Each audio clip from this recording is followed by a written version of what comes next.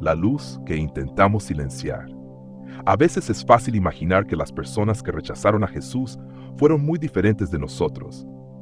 Imaginamos a las multitudes gritando fuera del palacio de Pilato y pensamos, yo nunca habría sido parte de eso.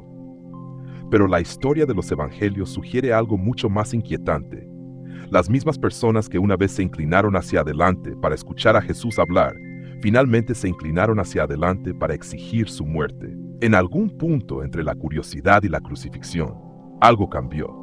Y si escuchamos con atención esos momentos, comenzamos a ver que la pregunta que rodeaba a Jesús nunca fue simplemente si a la gente le gustaban sus enseñanzas o si creían sus palabras.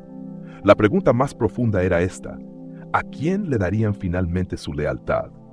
Porque la presencia de Jesús hacía más que enseñar, revelaba el corazón. Y cada vez que la luz revelaba algo que las personas preferían proteger, la resistencia casi siempre seguía. Comenzó silenciosamente en una sinagoga en Nazaret. La sala era familiar.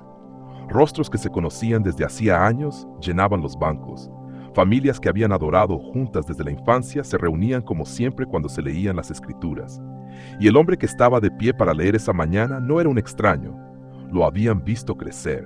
Conocían a su familia. Conocían los años que había pasado trabajando tranquilamente entre ellos. Pero ahora las noticias sobre él habían comenzado a correr. Historias de enseñanzas que llevaban una autoridad inusual, informes de sanidades, multitudes reuniéndose donde quiera que él iba. Cuando el rollo de Isaías le fue entregado, la sala se inclinó hacia adelante con interés. Jesús desenrolló el rollo y leyó: El Espíritu del Señor está sobre mí, porque me ungió para anunciar el Evangelio a los pobres. Lucas capítulo 4, versículo 18. Luego enrolló el rollo, lo devolvió al ayudante y se sentó. Y los ojos de todos en la sinagoga estaban fijos en él. Lucas capítulo 4, versículo 20. La sala quedó en silencio. Todos esperaban escuchar lo que diría. Entonces Jesús pronunció las palabras que cambiaron todo. Hoy se ha cumplido esta escritura que han oído. Lucas capítulo 4, versículo 21. Al principio la reacción fue de asombro. Lucas dice que se maravillaban. Algunos se miraban entre sí. Otros asentían en silencio. Las palabras llevaban un peso que hacía que la sala se sintiera diferente. Pero la admiración puede ser frágil. Mientras Jesús continuaba hablando, sus palabras tocaron algo más profundo que la curiosidad. Les recordó que en los días de Elías, cuando el hambre cubría la tierra, el profeta no fue enviado a las viudas de Israel, sino a una viuda en Sidón. Y en los días de Eliseo, aunque había muchos leprosos en Israel, solo Naamán el sirio fue limpiado. El significado era imposible de ignorar. La misericordia de Dios no era algo que ellos controlaran. No era algo que poseyeran simplemente porque estaban familiarizados con las Escrituras. La sala cambió. Al oír estas cosas, todos en la sinagoga se llenaron de furor. Lucas capítulo 4, versículo 28.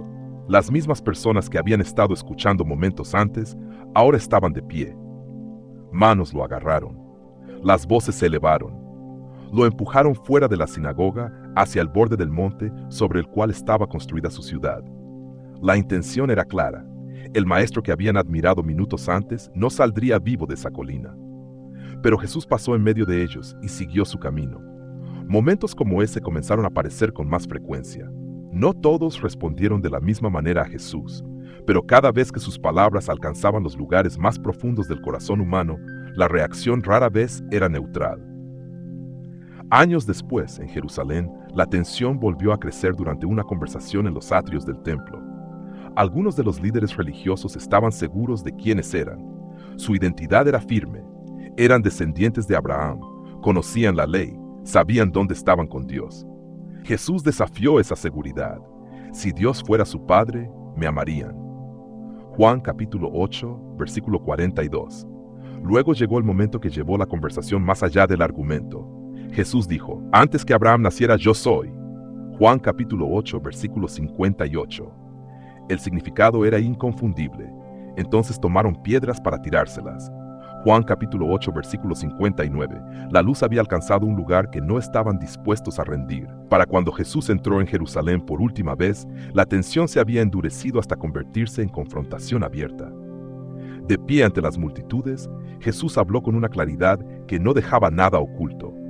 ¡Ay de ustedes, escribas y fariseos, hipócritas. Mateo capítulo 23, versículo 13.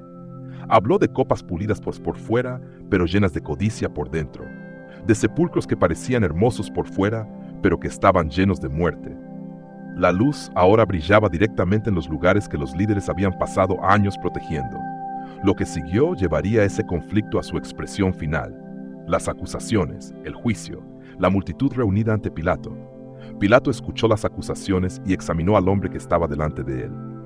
Yo no encuentro ningún delito en este hombre. Lucas capítulo 23, versículo 4. Lo dijo nuevamente más tarde. Miren, nada digno de muerte ha hecho. Lucas capítulo 23, versículo 15. Pilato intentó liberarlo, pero para ese momento la multitud ya había decidido lo que quería. Fuera con este, crucifícalo. Pilato hizo la pregunta una vez más. ¿Por qué? ¿Qué mal ha hecho este? Lucas capítulo 23, versículo 22. Pero el momento para la razón ya había pasado.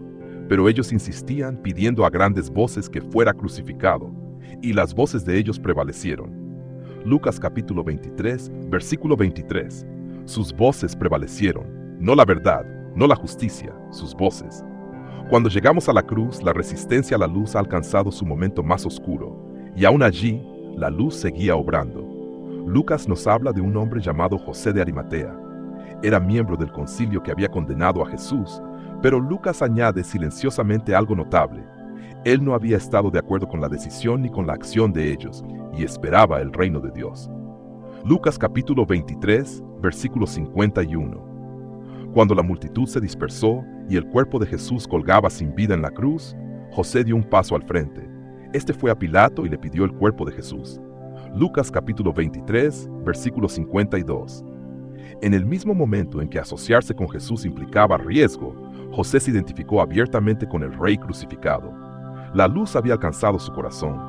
En el mundo del primer siglo, la palabra pistis se usaba a menudo para describir la lealtad y fidelidad que una persona daba a un rey o a un patrón. Es la misma palabra que nuestras Biblias suelen traducir como fe. Pero en ese mundo también llevaba la idea de lealtad, de colocar la vida bajo la autoridad de otro. José dio su pistis a Jesús cuando el mundo a su alrededor lo había rechazado. Y aquí es donde la historia gira silenciosamente hacia nosotros. Jesús dijo: Yo soy la luz del mundo. El que me sigue no andará en tinieblas, sino que tendrá la luz de la vida. Juan capítulo 8, versículo 12. La luz no solo ilumina el mundo a nuestro alrededor, también alcanza los lugares ocultos dentro de nosotros. Ha habido momentos en que las palabras de Jesús revelaron algo que no habías notado antes, una actitud, un hábito o un lugar silencioso en tu corazón que había estado viviendo cómodamente en las sombras. Cuando la luz alcanza esos lugares, nuestro primer instinto no siempre es rendirnos. A veces es resistir. A veces es el impulso silencioso de proteger lo que la luz acaba de revelar. La historia de los evangelios nos muestra cómo respondieron las personas cuando la luz de Jesús alcanzó esos lugares profundos. Algunos la rechazaron, algunos intentaron silenciarla, pero otros entraron en ella y dieron su pistis, su lealtad al rey.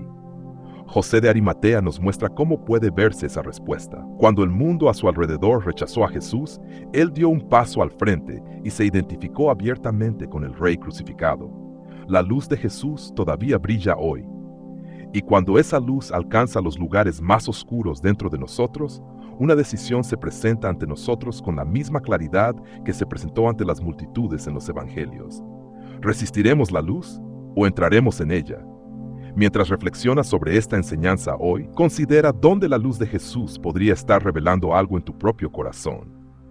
¿Dónde podría Él estar invitándote a entrar más plenamente en la luz y darle tu pistis, tu lealtad como rey?